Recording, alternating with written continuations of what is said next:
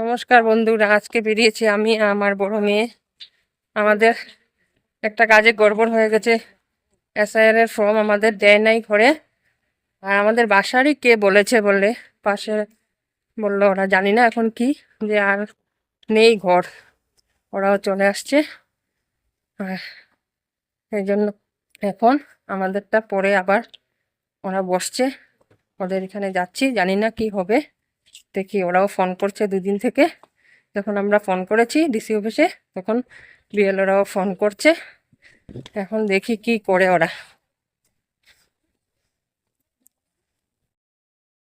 আমি এসে বসে আছি। কি করবে? কাঠের নেবে না প্লাস্টিক? ঠিক আছে,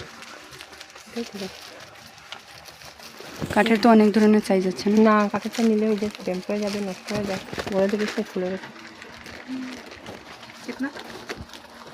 পিঙ্ক না, হয়ে যাবে। রেড আর গ্রিন দিলে তো ফুল হয়ে যাবে না। আর কি লাগবে? আর কাপড় পাতলা না?